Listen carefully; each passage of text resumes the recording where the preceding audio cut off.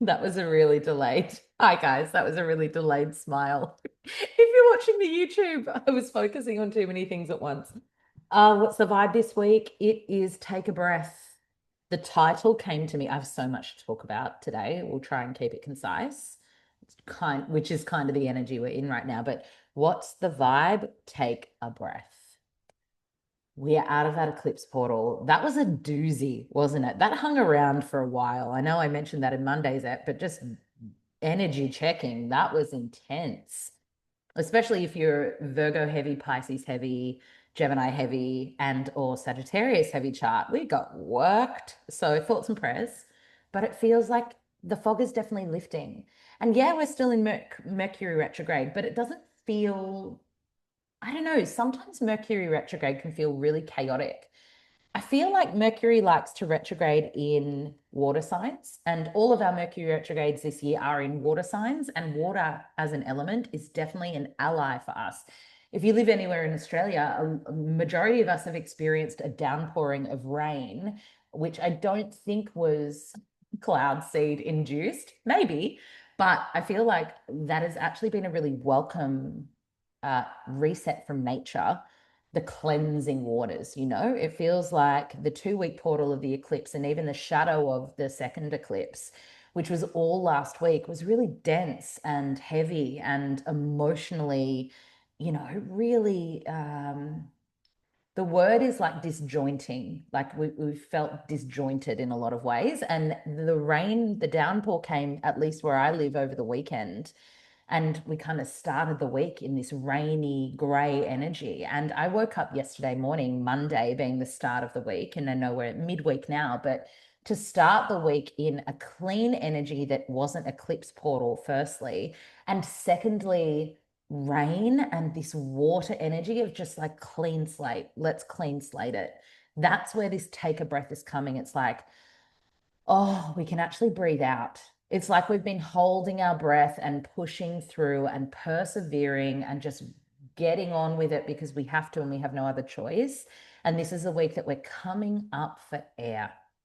And the water has been this beautiful reset to our systems. That said, it does feel like it could be potentially jarring for us if we're not tending to our stress levels. And it could lean itself into feelings of, it could feel like anxiety in the body, like shallow breath.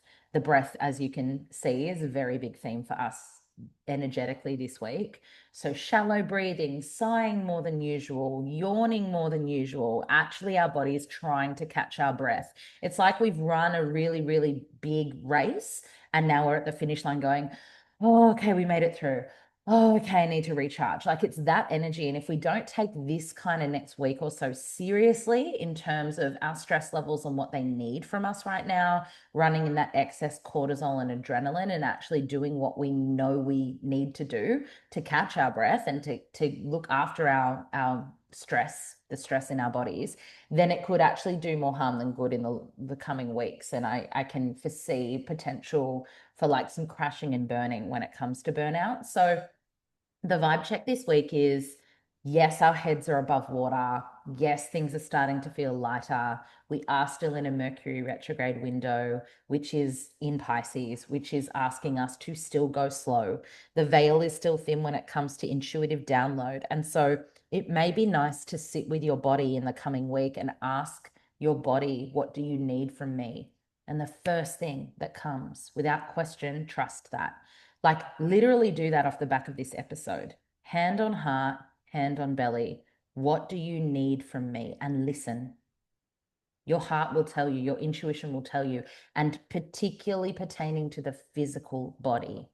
This is a week that we want to be really honoring our stress levels. They're probably maxed out. Our adrenals are likely needing a little bit more love. Our kidneys are likely needing a little bit more love. Like gentle lower back massage, I feel is really good. Any kind of castor oil packs you can place on the kidneys, I'm seeing in particular, which is an awkward place to put a castor oil pack, but there you go. Breath work and not any kind of stress inducing practice, like nothing really intense or somatic. It feels more like gentle breath, like a coherence breath, an elongating of the exhale breath, a taking 5 minutes to just regulate your breath. I'm even feeling as I'm speaking this out that I'm running out of breath. So really being conscious in your breathing and noticing where you're holding your breath more. That's a stress response, right? And it's okay. We're not judging ourselves for that. I think majority of us are doing this in some way at the moment. We're holding our breath.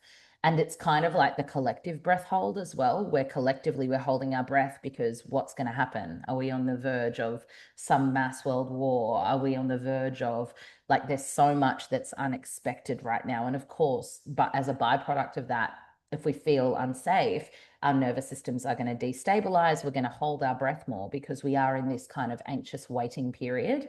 And so the best thing we can actually do this week, at least, is to regulate the breath.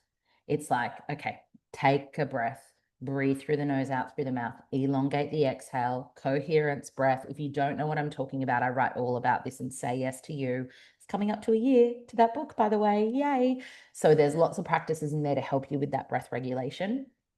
But if you're really resonating with what I'm saying, we sat at Heart Space ceremony last night, and I would encourage all of you to go and sit that. You know, it only costs $33. You can just sit the one ceremony if you want. I mean, it will give you access to 2 live ceremonies this month and then ongoing. But you could sign up, watch the replay, and cancel your membership. Like $33 for a cacao ceremony is insane, just so you know. It's crazy when you get 2 live every month.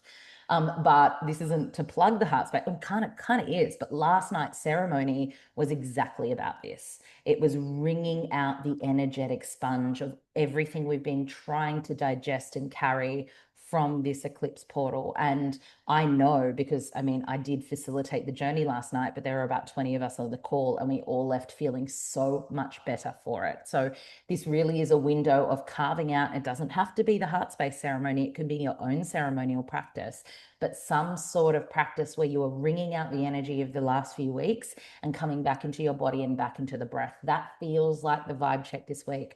I will also offer you guys a little bit of the wisdom I shared in the heart space journey last night, which was what was coming through is the medicine for these times lives in Aquarius. Wherever Aquarius lives in your chart, even if you don't have a single planet in Aquarius, it still influences your chart and your way of expressing in some way. So what you want to do is, I mean, the best thing is get your chart read, but look at which house or what 2 houses does Aquarius kind of govern or straddle for you. And they're going to be the themes for you that this kind of ally of Aquarius energy, the archetype of Aquarius, wants to illuminate for you as we're on the edge of this nodal shift. Aquarius is the rebel, yes, but more than that, they're about community, they're about connection, and they're about marching to the beat of their own drum. So if you can start to notice areas in your life where you're called to be more discerning, there's that Virgo eclipse, with the communities you are partaking in, with the connection that you have in your life, that's Aquarius. That's the medicine of this eclipse portal. So how are you going to integrate and embody that in the weeks moving forward? That's going to alleviate some of this kind of heightened, because Aquarius is a supersonic highway of ideas. It's head noise, right? When it's not embodied, it can be erratic and it can feel like anxiety in our bodies. And more of that will come when Aquarius moves into the North Node mid-year. If we don't have ways to calm down the noise of like head noise and be in our breath and our body. And so the answer to that is, where does Aquarius govern your chart? What are the themes where this could potentially be showing up for you in the coming weeks and months, and definitely in the next 18 months for sure? And how can you come back to the breath and really regulate yourself from that as the starting point? All right, my loves, that's the vibe this week. Enjoy, and I'll be back in your ears on Monday.